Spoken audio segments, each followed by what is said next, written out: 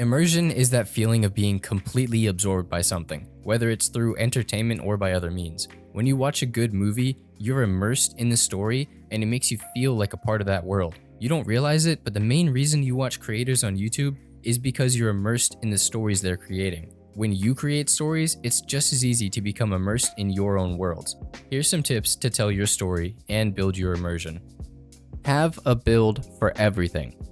This first one is a challenge, but I recommend at least trying to have a build for everything you do. I understand this can be overwhelming, but the quickest way to fill space and grow your skills as a builder is to build as much as you can. Everything in your world should have a place. Don't throw all your farms into one cave and shut them off for the rest of eternity. Have a wood farm, create a build. Have a librarian villager, create a build. Give reason and purpose to visit the builds you create. Immerse yourself in your world and the story you're creating. I need wood, so I built a lumber mill. I need a librarian villager, so I built a cafe bookshop. It's the exact same thing you see YouTubers do, except now I'm pulling back the curtain for you. Make them a part of your world. Now you have lots of builds and lots of stories to tell. Great.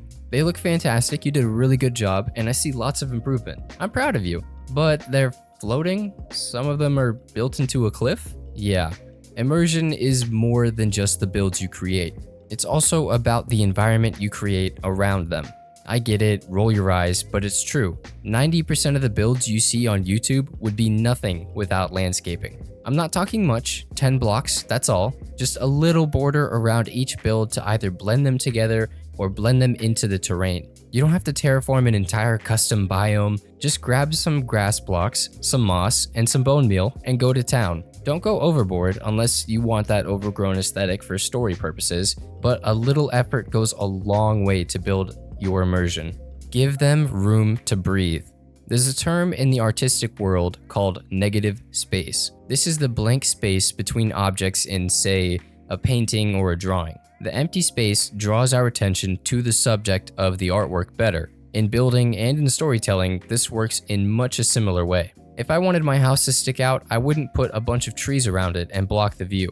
For my starter house, I left the primary view from every angle of my base nearly empty. This way it places my build at a higher importance, and there's not much around it to steal the attention. This is just another way of saying don't clutter your world. I understand if you're going for a busier area look, but it's okay to leave some space alone. Maybe add a little light terraforming and some bushes, and just leave it at that. Connect them with paths. Now we have all these builds, they're all settled into their environment, spaced out nicely. How do we connect them? We just spaced them all out. How do I bring them back into one cohesive story? Paths, my friend. Now that we've created the builds of our story, it's time to connect them all and walk ourselves along the experience of what we've created. Immerse ourselves into the journey. Your paths don't have to be complex. In my opinion, the simpler they are, the better. Don't underestimate the power of plain old path blocks. Create different areas for different themes. As you start to fill out one area of your world, if the temptation strikes, you could always move on to another and begin work there. My suggestion, if you do get the urge to do this, try and challenge yourself to build in a different theme than what you've been doing. If you did a Tudor style, maybe try the cityscape. And as you build up this new area, try and experiment with different blocks, new styles, and try and make it feel like it's a different world entirely. When you've done the work, it'll be like having different towns and cities across your world with different cultures and ideas that you can immerse yourself in. And when you have multiple areas, try and connect them the best you can with some roads. And then take a horseback tour of your world. Add lore to your story.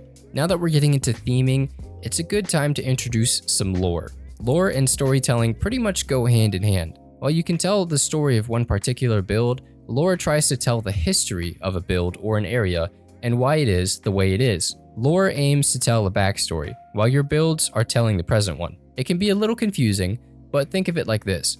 I want to build a castle ruin. I want it to hold my glow lichen farm. The current story is, it's an old castle ruin that has a farm in it.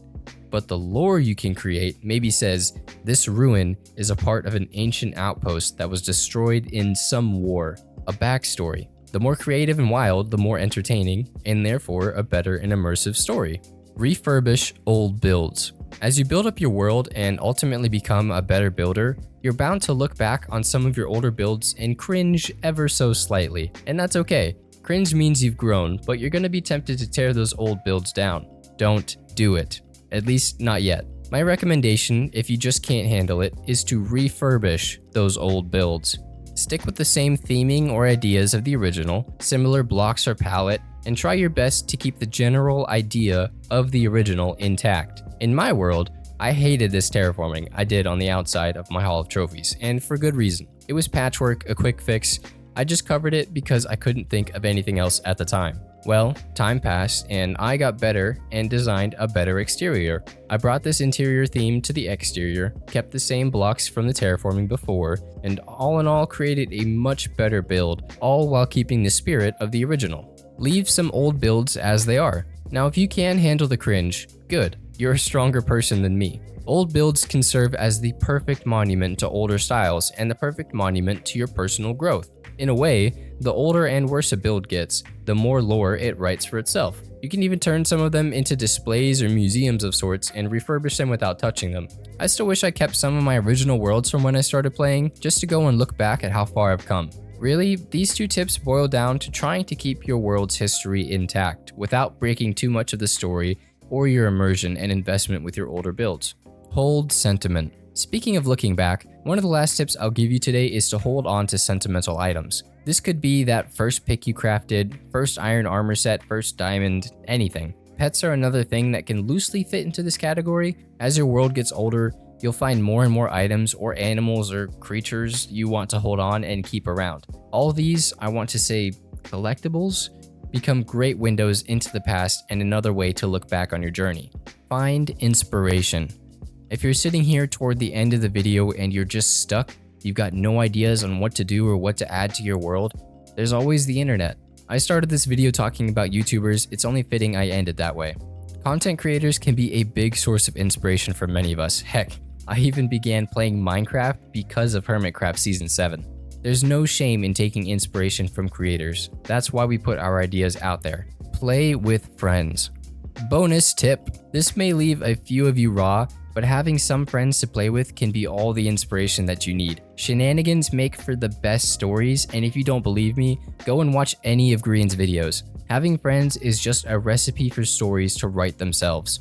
If you take anything away from this video, let it be to tell your world's story and immerse yourself in it. Add builds for everything, give them all meaning, connect them all together, and let it tell an immersive story. If that last tip stung just a little extra, or you just want some more friends, join the Discord, link in the description. Everyone's friendly and we have some great discussions. Also, I answer a lot of questions there, so if you have any, you can ask them in the Discord or in the comment section. With that said, this is the end of the video. Ladies and gentlemen, people of all ages, I hope you all have a wonderful day.